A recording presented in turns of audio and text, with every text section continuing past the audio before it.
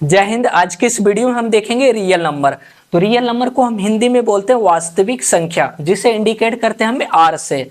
ठीक है, तो इसका बेसिक डिफिनेशन देखते हैं।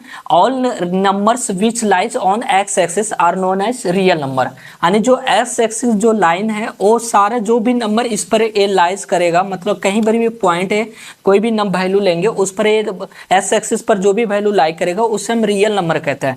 जैसे कि रेशनल नंबर हो या इरेशनल नंबर हो उसे रियल नंबर कहता है। यू से यूनियन होता है, मतलब ए बी हो या तो ये हो तो दोनों रियल नंबर होता है। जैसे एग्जांपल लेके समझते हैं। जैसे इसमें क्या आ जाता है कि रेशनल नंबर में पहले ही बता चुके हैं, जैसे पी बाई क्यू के फॉर्म में लिखते हैं। जैसे पी बाई क्यू के फॉर्म में लिखते हैं, मान लीजिए 4 है, 4/1 लिख दे तो यानी कि 4 के इक्वल में आ जाते हैं। ये जैसे नेचुरल नंबर भी इसे आ सकता है कि नेचुरल नंबर भी आ जाए तो रियल नंबर में ही आते हैं। जैसे होल नंबर 0 से स्टार्ट होता है तो इसे भी हम पी बाई क्यू के फॉर्म में लिख सकते हैं, क्योंकि रेशनल नंबर में हम बता चुके हैं कि पी बाई क्यू के फॉर्म में कि 0/1 कुछ भी करेंगे तो 0 ही होता है, तो इसे होल नंबर भी बोलते हैं।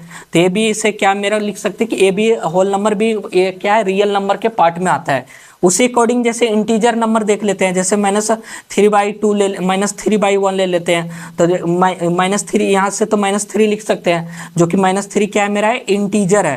तो इंटीजर भी एक पार्ट क्या है, रियल नंबर का है। यानी कि सारा नंबर जो आता है वो रियल नंबर में ही आता है।